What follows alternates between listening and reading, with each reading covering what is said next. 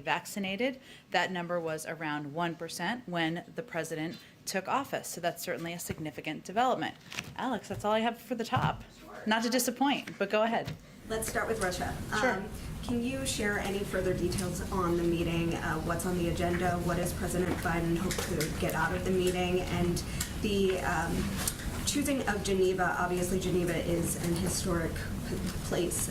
So was that part of the decision-making process in deciding to hold it in Geneva? Sure.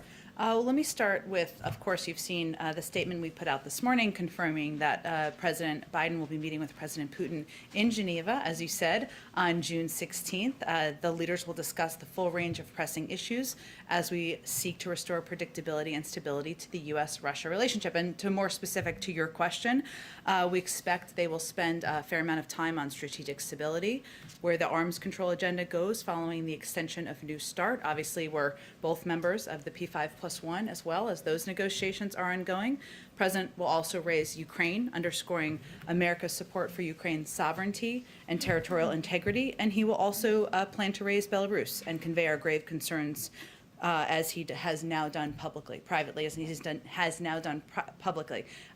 It also is 3 weeks away, so there could be a range of issues that could be discussed during the forum, during the meeting, and we will, of course, provide a preview as we get closer. Can you respond to criticism from some Republicans that the administration is essentially rewarding Putin for bad behavior, considering, his sort of soft response to the Belarus situation, his treatment of Navalny, various other issues he's had recently? Well, we may have forgotten over the last couple of years, but this is how diplomacy works. We don't work together. We don't meet with people only when we agree. It's actually important to meet with leaders when we have a range of disagreements, as we do with Russian leaders. So we don't regard the meeting with the Russian president as a reward. We regard it as a vital part of defending America's interests. And President Biden is meeting with Vladimir Putin because of our country's differences, not in spite of them. It's an opportunity to raise concerns where we have them, and again, to move toward a more stable and predictable relationship with the Russian government. And then on the George Floyd Act, negotiations on the Hill have been hung up on the issue of ending qualified immunity. Tim Scott has proposed a compromise that would allow individuals to essentially sue police departments and not individual police officers. Would the president sign a bill that included that compromise if it came to his desk? Well, the president has had a principle from the beginning, which is that he wants to allow the negotiators the time and space to have those negotiations and those discussions. As you know, and in a statement they released together yesterday, they conveyed that while they are still working through differences on key issues, they continue to make progress toward a compromise and remain optimistic about the prospects of achieving that goal. He has great trust in Senator Booker, who he spoke with just last Friday, as well as Congresswoman Bass, but we'll see what the final agreement looks like between the parties. Go ahead. The president obviously was hoping for more progress to be made by today. He had set this as sort of an unofficial deadline. We are seeing some movement on the Hill, but can you explain to us a little bit more what the president himself has been doing, conversations he may have been having to try and deliver on that goal? Sure. Well, we have been closely engaged with the negotiators and a range of parties on the Hill. We have also been respecting the space needed for the negotiators to have these discussions about where they can find common ground and where they can find agreement. So we've been closely engaged. The president himself called Senator Booker to get an update last Friday. I expect he'll continue to get updates over the coming days. And we have also been made it a priority to leave space for the negotiators to have these discussions. We've actually gone back and have been talking to some of the police reform advocates, some of the victims' families who met with the president during the campaign to kind of get their perspective on action or lack thereof coming out of Washington. And some of them have expressed some real frustration that they feel that the president could be doing more here, that he could be putting more public pressure on Congress. Your response to that, and why aren't we seeing him today, for instance, come out and speak publicly and trying to urge more action here? Well, we issued, or are issuing, if it hasn't gone out yet, a public statement from the president in his name commemorating the anniversary of the death of George Floyd, a moment that impacted him deeply personally, as it did millions of Americans. As you know, he's meeting with the family today. He wants that to be a private discussion. He has a close relationship with them, or they've really impacted him in their courage and grace over the last year, and he felt it was important for that to be private. But Look, I think we may just have a disagreement in terms of what the right strategic approach is to these negotiations moving forward and getting to the final outcome, which we all want to see, which is a bill that the president can sign into law. I will say that we are very engaged with a range of groups around the country, civil rights groups, police reform groups, and advocates about what they think is going to work, and we have kept them abreast of what our strategy is. I'll also note, though, that the president has also, while we've been pushing for this legislation, he also, when he was running for office, pledged to appoint DOJ leadership that would prioritize pattern or practice investigations, emphasize the importance of the Justice Department using the authority he spearheaded as senator to investigate systemic police misconduct. That's something the Attorney General has already moved forward on. And we also, in our initial budget calls that we put out several weeks ago, we called for increasing funding for the Department of Justice's Civil Rights Division by millions of dollars in order to advance accountability and reform. So I will say we are continuing to press in the way we feel is most effective and most constructive in coordination with the negotiators, but we also are taking additional steps that we can take and our administration can take to move forward accountability and justice. Go ahead. Thank you, Jen. Just to follow up on Mary's questions, why wouldn't the president use his bully pulpit today to call for police reform? Is it a missed opportunity?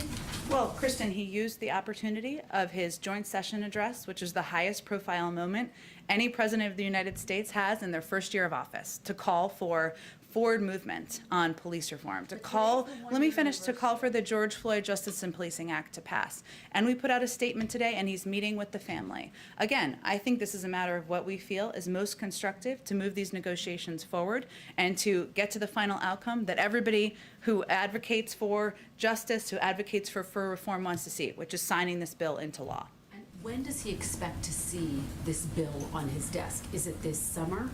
I'm not here to put a new timeline on it, Kristen. He's encouraged by the statement we saw the negotiators put out yesterday, that they feel there is an opportunity for progress, for forward momentum, for forward movement. That's certainly significant coming from Democratic and Republican negotiators. As you know, Congress works very well when they have a deadline. There doesn't seem to be a deadline anywhere. As soon as possible, he'd like to sign the bill into law. As soon as possible. How does he keep the pressure up, though? He remains closely engaged and closely in touch with the negotiators about what is most constructive and what role he can play and we can play to leave the space for them to negotiate and to move toward a place where he can sign the bill into law. And following up on Russia, what message does it send to the United States adversaries that the president would hold a summit with President Putin in the wake of all of these recent provocations? That the President of the United States is not afraid to stand up to our adversaries and use a moment of in-person diplomacy to convey areas where he has concern and look for areas of opportunity to work together in areas where we have mutual agreement. But why not wait until they've shown some good faith on some of these issues before setting up a summit? Is he not, in some ways, offering him a victory here? We proposed the summit because we feel that it is an opportunity to move forward our national interests and our agenda. And the most effective approaches to diplomacy are those where you seek opportunities to have tough conversations. We're not suggesting that at the end of this that is going to be easy breezy from here. In fact, we continue to expect that we'll have difficult conversations. We will have confrontations at points about areas where we have disagreement, but this is an opportunity to move toward a more stable and predictable relationship with Russia. Very quickly on Belarus, I know Yeah. you got a question on this yesterday. It's Yeah. now been 24 hours. Has the White House, has the president determined whether Russia had any role in diverting that plane? I did not give any indication that we had that view yesterday, and that has not changed. But so will the White House make a determination before this summit? We don't have a belief that that is the case. Go ahead. Thank you, Jen. First on COVID, does President Biden think these theories we hear more about now, that COVID-19 may have been man-made and escaped from a lab in China, are a wacky conspiracy theory, or based on what he has heard and been briefed on, does he think that's possible? Well, we went through this journey together yesterday, so let's do it again. So the president believes there needs to be an independent investigation, one that's run by the international community. It's an international pandemic that has killed hundreds of thousands of people around the world. He believes the Chinese need to do more to put forward data, to be more transparent. And in the second phase of this effort, he's certainly hopeful that will be the case. And he believes that every theory should be explored through that process, but that we shouldn't jump to conclusions before that data and that information information is made available. Thank you. And on the rise in violent crime, compared to this time last year, homicides up 113% in Minneapolis, up 38% in Philly, up 22% in Chicago. Just to clarify, the White House's position on this is that is mostly because of guns? Well, first, I'm not sure what data you're looking at, but I think most data that is out there shows that there's actually been a rise in crime over the course of the last year, since the start of the pandemic, which actually predates President Biden taking office, to be totally clear. President right now. You're right, Peter, and that's why we are focused. Well, we're focused on solutions here, and that's why we proposed put $5 billion in the American Jobs Plan to help address community violent intervention programs, to help fund them. That's also why we fought for funding for state and local governments in the rescue plan, something many opposed. There was a lot of Republican opposition to that. That's helped keep cops on the beat and other public servants in vital roles, and it's why his budget proposes to increase funding for the cops program by $300 million to invigorate community policing. We believe there needs to be funding. We believe there needs to be, we need to help from the federal government ensure community policing and local police have the assistance they need. And the last one, the mayor of St. Louis says that she believes more police does not prevent crime. Does President Biden agree with that? The president believes there's a number of steps that need to be taken to rebuild trust in communities. Police reform is long outdated. He also believes that there needs to be funding for local programs and local initiatives, and there's not going to be a shortage of funding under our watch. Go ahead. Back to Belarus. Why does it seem like the U.S. is sort of lagging behind what other nations have done? The EU was very quick to impose sanctions. What is the U.S. considering, and why is it taking until now or beyond? It's only been a few days. It's not been that long. I will say that the president has asked his team to develop appropriate options in close coordination with the European Union, our allies, and other international organizations to help hold the Lukashenko regime to account, including sanctions. Is there anything, could you give us some readout of what's being considered? Not before it's presented to the president, but he's asked his team to put together some options for him, and we certainly remain in close touch and coordination with our European counterparts. And as I read out yesterday, our national security advisor spoke with his Russian counterpart and certainly conveyed in strong terms our concerns here as well. And secondly, on infrastructure, Republicans today are saying that in their Oval Office meeting with President Biden 2 weeks ago, that the president indicated he was comfortable with $1 trillion over 8 years. Is that accurate? And secondly, they're also saying that White House staff has since ignored that sort of offer, if that's the right word. Well, let me just peel the curtains back for you here a little bit. I don't know if that's peeling the curtains back, but you know what I'm saying. The counter proposal that our team put forward on Friday was approved by the president, was signed off by the president. Every single detail of that was directed by the president of the United States. He was in the Senate for 36 years. I can promise you he does not take a hands-off approach to legislating, negotiating, and determining what kind of counter proposals we should put forward.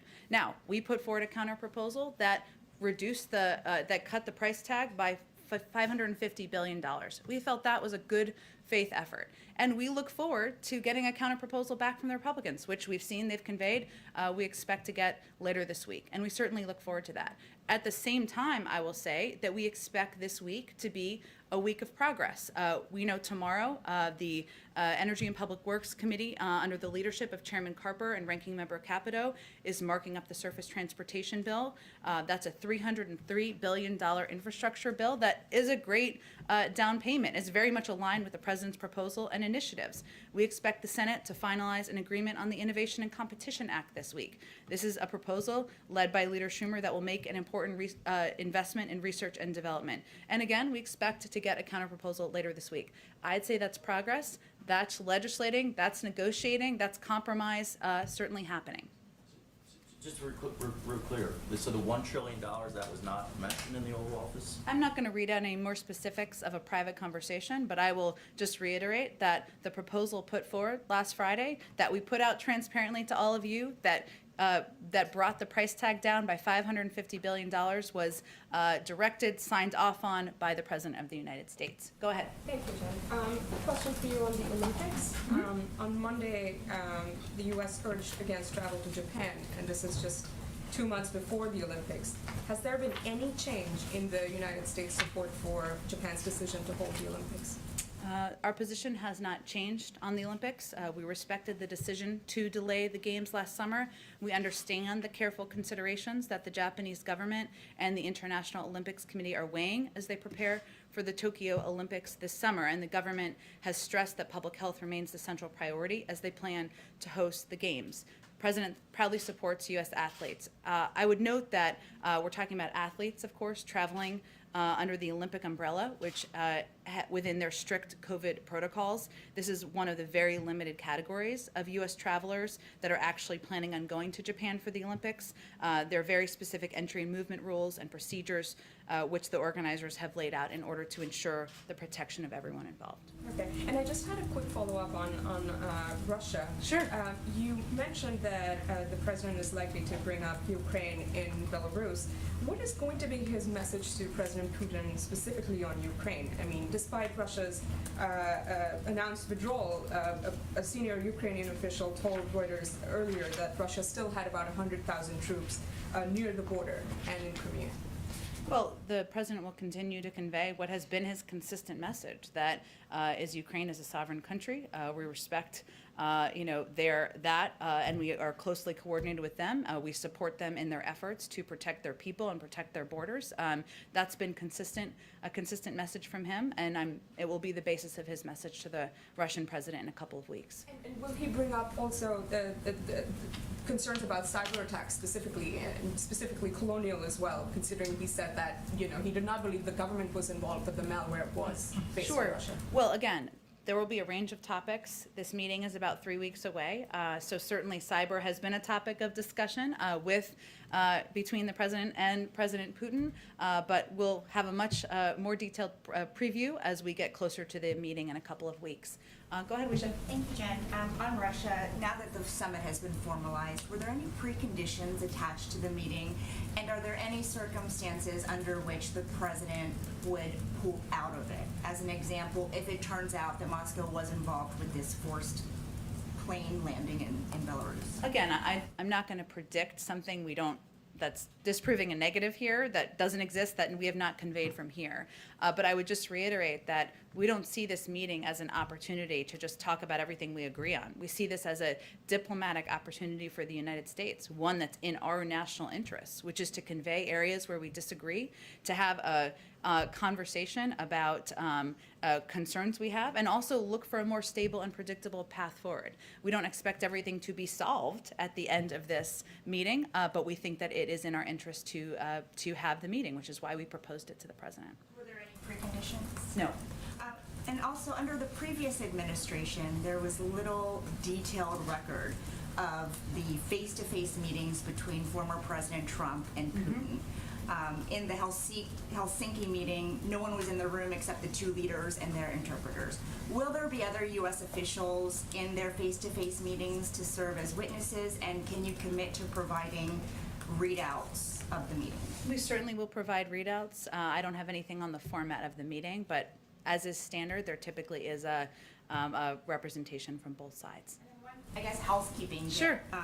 In Europe, the president will be in Brussels for the NATO summit on the 14th. He'll be meeting with Putin on the 16th. What are his plans for that day in between? There's an EU summit, I believe, in that day in between that's been announced that he would be attending, I think is the day in between. Go ahead. Thanks, Jen. Secretary Blinken announced today that the U.S. wants to reopen the consulate in Jerusalem. I'm just wondering, why now? Why not 3 months ago or 4 months ago, given the role that consulate has played historically pre the last 4 years? Sure, you're right, and we didn't. You're right in that he has announced that, I should say, and that it is an important step in our view in terms of continuing to rebuild the relationship with the Palestinian leaders that was cut off for several years because of the closure of the consulate, because UNRWA funding was cut off in 2018, and there really wasn't a method for engaging with Palestinian leaders and others. Look, we've taken a number of steps over the last couple of months. Back in April, we announced the resumption of U.S. assistance to the Palestinians, including economic, development, humanitarian, and security assistance.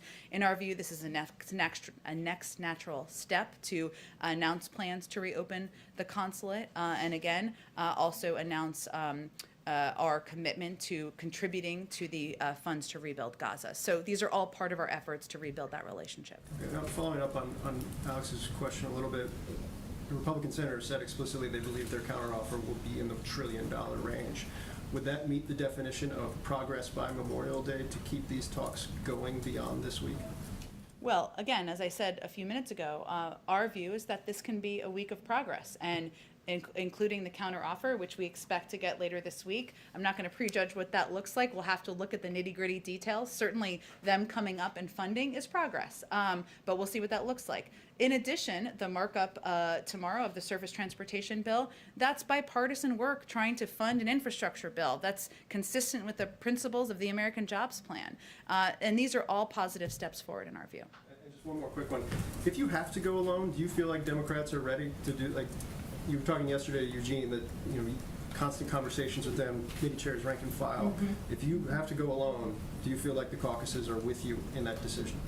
Well, we're not quite there yet. We're still working with Republicans, Phil. Hang in. Go ahead. Thanks so much, Jen. I've got two questions. First, just continuing on the Wuhan journey. I wanted to ask a little bit about a report from House Republicans suggesting that dissenting views in the intelligence community were suppressed, sort of to follow up on the origins of this virus. Can you comment on that, whether some of these dissenting views were suppressed in the intelligence community, and whether the Biden administration is doing anything to ensure that doesn't happen? But intelligence views suppressed by the prior administration? This administration, the prior administration, well, you know, this is now the Biden administration, so. I know, but I think this is an accusation about the prior administration suppressing views. This is the culture that the Biden administration has inherited. I mean, the intelligence community has not had any sort of major overhaul that I'm aware of, at least. And if there is a sense that this view was being suppressed in some way, is there anything the Biden administration has done to make sure that's not the case? Well, I think we've sent a clear message that we are going to rebuild our institutions, whether that's the intelligence community, the Justice Department, the civil service that who are the backbone of our government. So there's no question about that. I think when it comes to the kind of reports we've seen over the last couple of days, our view is that sound and technically credible theories should be thoroughly evaluated by international experts. And yes, there have been a range of reports, but a fact sheet issued by the previous administration on January 15th, which I think there's been a lot of focus on, did not draw any conclusions regarding the origins of the coronavirus. So our view is that, yes, there are a range of views. We welcome the range of views throughout the administration. There still needs to be an international investigation. We need Chinese cooperation in order to provide data, in order to be transparent about what happened on the ground. We all want to see that outcome. There are a lot of good questions we have the Chinese should answer, and that's where our primary focus is on. Intelligence apparatus that's much greater, ideally, than the rest of the world. I mean, wouldn't there naturally be quite a curiosity within the Biden administration that this could have come from a lab in Wuhan? I mean, it's, nearly 600,000 people here have died, and the president has shown an enormous amount of empathy for that. But should this be the cause, it would seem that the United States would want to put some of its intelligence firepower onto that question.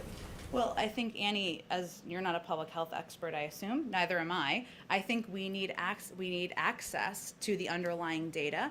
We need access to the information that the Chinese government has in order to make a determination through the international bodies that would do this investigation. And that's something we've called for many, many times. And we've pressed with our international partners for the WHO to support an expert-driven evaluation of the pandemic's origins. We would certainly participate in that with all of our resources from the United States. But given it was an international pandemic, yes, it's killed, as you said, more than 500,000 people here in the United States, killed hundreds of thousands more around the world. We're going to do that in coordination with our international partners, continue to press the Chinese to release that data and information, and play a constructive role in the second phase of the investigation. I wanted to ask you about a phenomenon known as... the giggle gives away, I don't know what this question is. We'll see. I've already ruined it here. But this is quite a serious issue. There are these unrecognized objects in U.S. airspace that are also known as unidentified aerial phenomenon, I understand. And I wanted to see, there's a DNI report that I understand is going to be released soon. Can the Biden administration commit to releasing it in full? Well, that would be for a decision by the Department of National Intelligence to make. As you noted, we're aware of the report requirement, and our team at the Office of the Director of National Intelligence is, of course, actively working on that report. And we take reports of incursions into our airspace by any aircraft, identified or unidentified, very seriously and investigate each one. But ODNI would be working on that report, and in terms of disclosure, that would be up to them. I guess in all seriousness, though, can you characterize the president's concerns about these phenomena? I mean, it is this concept of objects in U.S. airspace that are either origin from other nations or other entities, but what is the concern of the president that this phenomenon seems to occur in the national security apparatus? Well, I think broadly speaking, the fact that we have a team that's actively working on a report, certainly the safety of our personnel, security of our operations, our airspace are of paramount concern, whether that is identified or unidentified aircraft. And we don't discuss that publicly for a range of reasons, but certainly the president supports the ODNI putting together a report and following through on that commitment. Go ahead. On housing, today we saw that sales of new homes declined in April by more than analysts had expected, in part because of rising prices, because of the increasing cost of materials like lumber. Does the administration have concerns about what it's seeing in the housing market, in particular, both in the new homes and existing, and sort of the bidding war environment that's existing for a lot of existing homes right now, and what it can mean for the broader economy? Sure. Well, first let me say, for some middle-class families, I know not the ones you referenced, their home is their primary source of wealth. So the financial effects that some are feeling are positive. That said, the increase in housing prices we've seen does raise concerns for us about housing affordability and access to the housing market, which is certainly, as you alluded to, Jen, impacting many, many Americans. We recognize there is a need for new housing supply, particularly on the affordable end of the market. There are issues, supply and demand issues, as you are well aware of, with construction and supplies that are needed to build new houses, which we're seeing an impact on the market. One of the reasons that we proposed a number of the initiatives we did, including the neighborhood homes tax credit, which would renovate 500,000 single-family homes in low-income neighborhoods and help ease the nationwide shortage, is because we knew we could see this becoming an issue. So as our team looks at it, we recognize that, as we've talked about a little bit around other issues, restarting the economy is going to produce some bumps, and there are some barriers to increasing supply in the short term, supply and demand, et cetera. We're carefully monitoring these issues. We are cognizant of and concerned about housing affordability and access in the housing market, and our team is watching it very closely.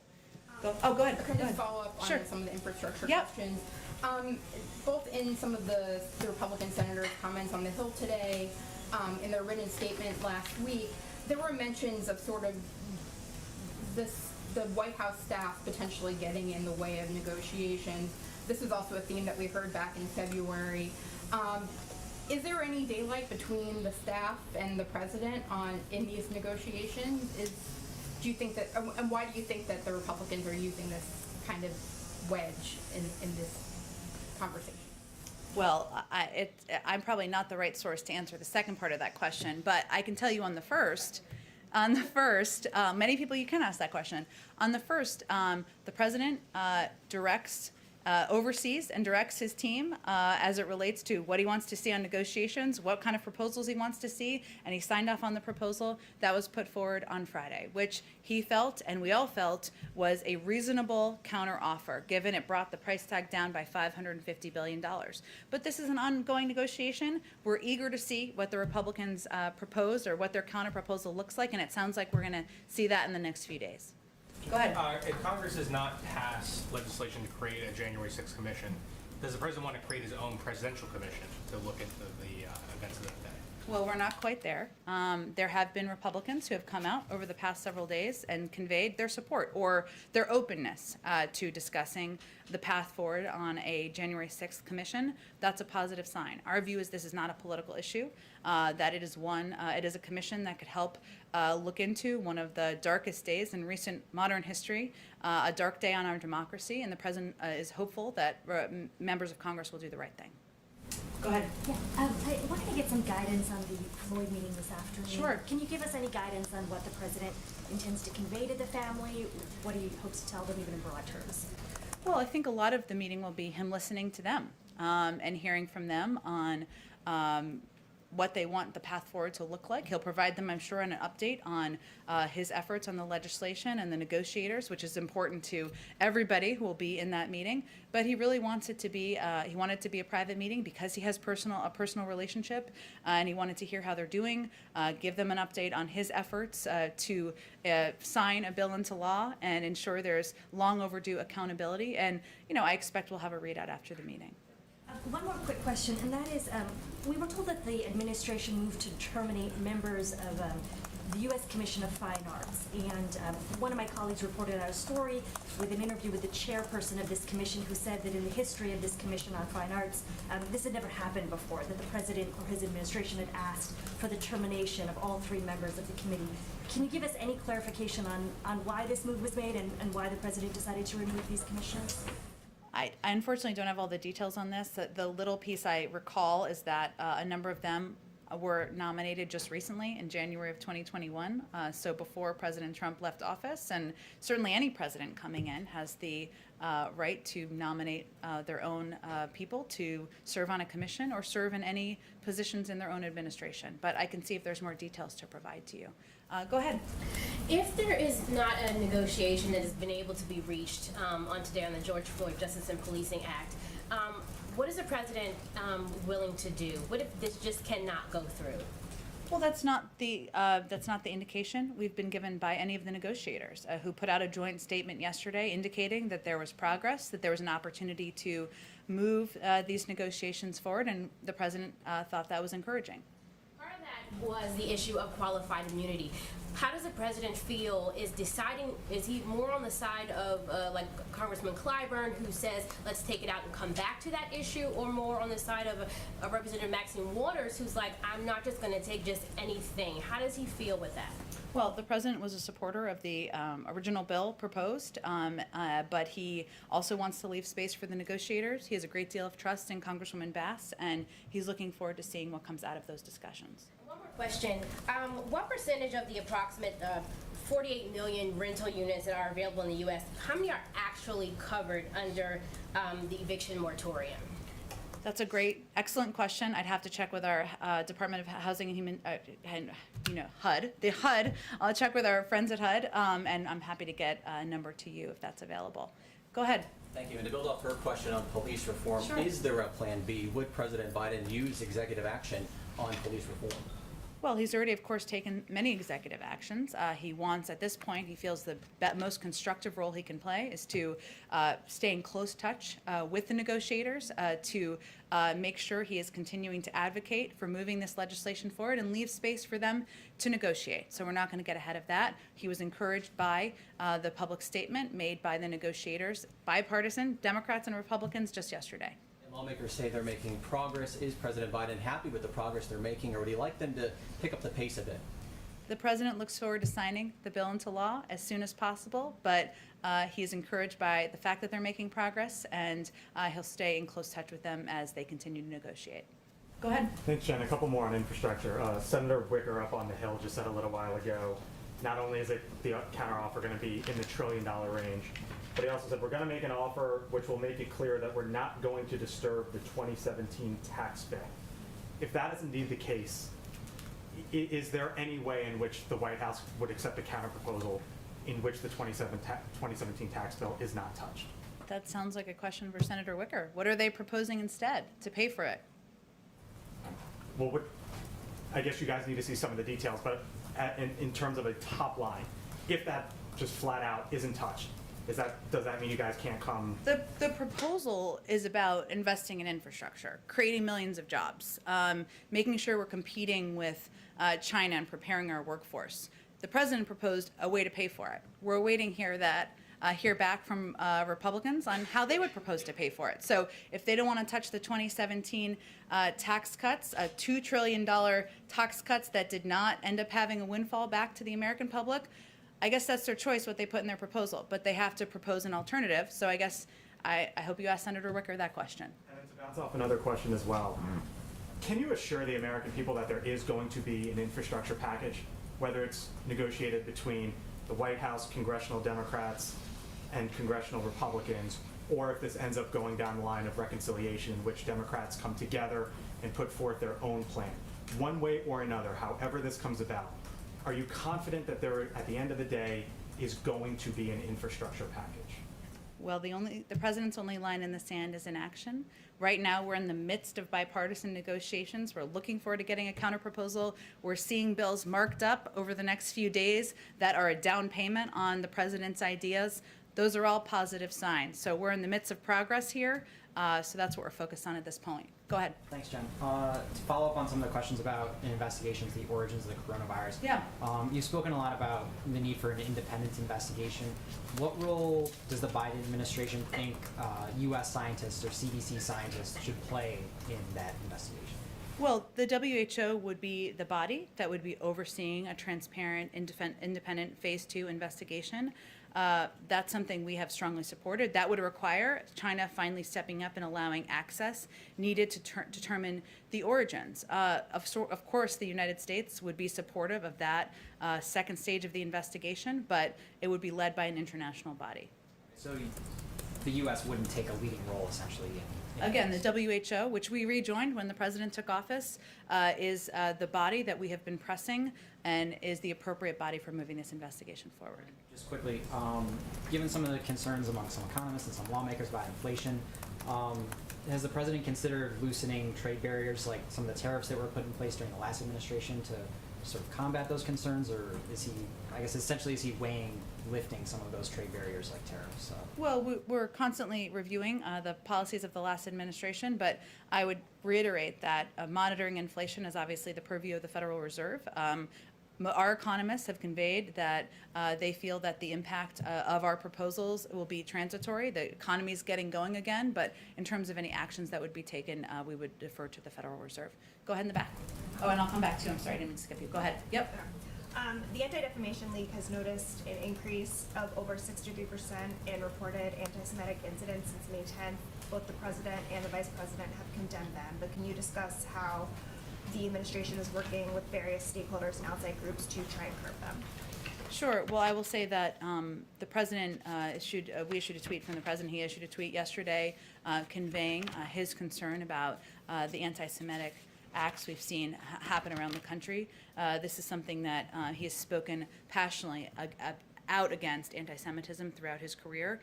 From one of his first speeches, just to take you in the time machine, as senator, he condemned anti-Semitism from the Senate floor in May of 1973, and obviously up to his vocal condemnation of the events at Charlottesville.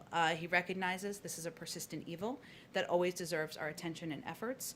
We've been working in close and ongoing contact. We've been in close and ongoing contact, I should say, with the Jewish community to offer our support. We've taken steps to confront anti-Semitic violence and hate crimes of any type, including by signing into law stronger hate crimes legislation just last week. But we are also working to bolster safety and security of synagogues and other religiously affiliated facilities and organizations. DHS has briefed security directors across the Jewish community in the United States and is preparing a public awareness bulletin that will include security measures individuals and facilities can take. So we have an across-government effort that the president is quite focused on. Follow up on that, some Jewish groups are planning a day of action against anti-Semitism on May 27th, which is this Thursday. Do the president or the vice president have plans to make any remarks there or make virtual appearances? I know the president will be traveling on Thursday, and in Ohio, and he'll be delivering an economic speech. I can see if there's anything more on scheduling plans to read out to all of you. Go ahead in the back. Just in terms of transatlantic travel, the EU last week announced an easing of restrictions on Americans coming into Europe, and yet most of the rest of the world is not permitted back into America at the moment. Does the President have any plans to ease restrictions on incoming travellers from the EU? Maybe like this summer, and particularly maybe the summit you mentioned next month in Brussels? Well, currently we have no announcements in regards to lifting existing travel restrictions.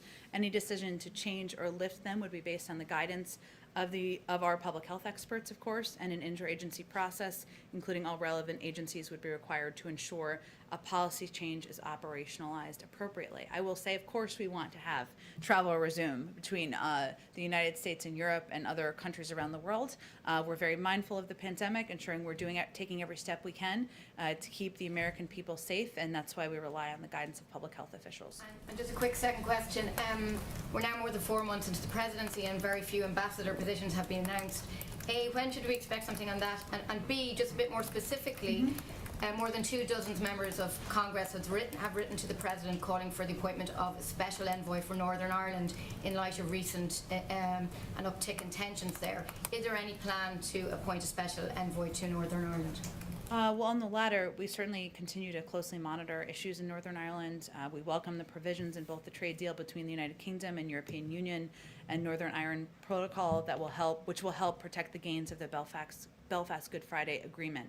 I don't have any personnel to announce for you. That would be the State Department that would make that recommendation in terms of ambassadors. I know I keep saying this, but coming soon. But I don't have any update for all of you today. Go ahead. Okay, sorry, this got to be the last one. Some governors and mayors want to use their portion of the $350 billion in direct aid from the American Rescue Plan on infrastructure, such as road and bridges repairs, but this type of infrastructure spending is prohibited under the American Rescue Plan law. Is the Biden administration open to offering more flexibility to allow cities and states to use their money on roads, bridges, and other infrastructure improvements? The state and local funding?